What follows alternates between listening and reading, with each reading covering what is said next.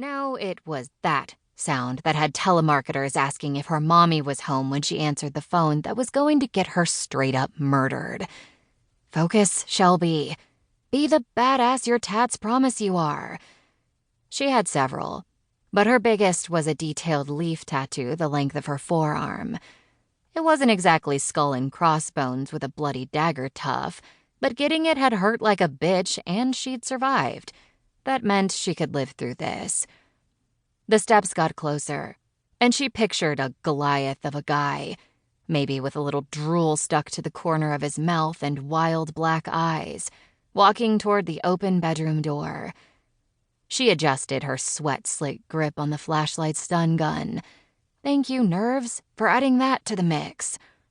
Letting out a deep breath, she put her thumb on the switch that would turn on the super bright light and her finger on the button that would turn on the arc of electricity.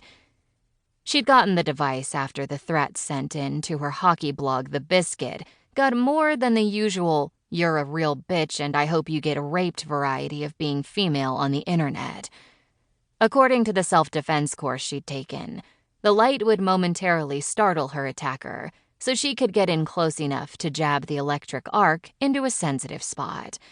The jolt wouldn't be enough to knock him out, but it would incapacitate him long enough for her to run down the stairs, grab her car keys, and get the hell out of this Stephen King book in the making. The steps got closer. Shelby forgot how to breathe. A man walked through the door, pausing just inside, presumably looking at the tumbled-up sheets and blankets on the empty bed. A spike of hot adrenaline stabbed the icy panic right through the heart. Too bad, asshole. I'm not waiting for you to attack. Shelby let out a banshee shriek. Okay, squeak. The man whirled around, hands curled into fists. She flipped on the flashlight on the inhale as he reared back, and then she shoved the arcing end into his stomach. Technically, she was supposed to hold it there for 3 seconds. She maybe got half of one before her grip slipped and she lost contact. He stumbled back, letting out a low, rumbly yowl of pain. That's when she was supposed to run, sprinting away from death and danger. But she didn't. Not once her flashlight's beam landed on the man's face, and her stomach dropped down to the cabin's wine cellar. She recognized him immediately. Ian Petrov, hockey player, curly-haired, bearded sex god, according to the tabloids. Also, the one person who hated her more than anyone else in the world. "What the hell?"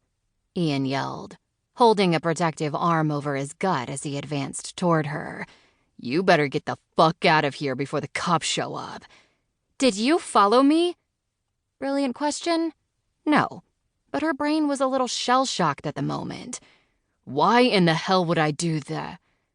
The word died on his lips as recognition, and something that looked a lot like disgust crossed his way too ruggedly handsome face. He stopped walking and groaned, letting his head drop back as he mumbled curses at the ceiling.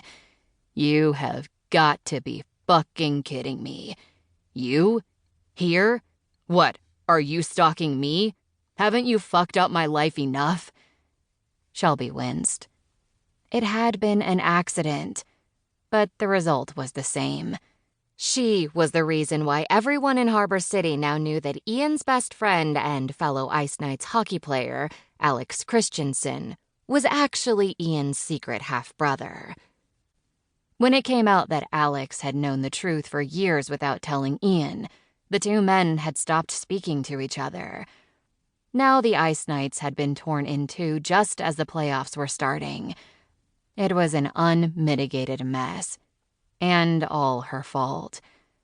Ian may not be a friendly neighborhood murderer, but he might just kill her, metaphorically. All the same, it still looked like he wouldn't mind tossing her out into the snow and leaving her to freeze in the night. And part of her couldn't even blame him. Ian had been in some weird situations with women before. There was the date who showed up in head-to-toe...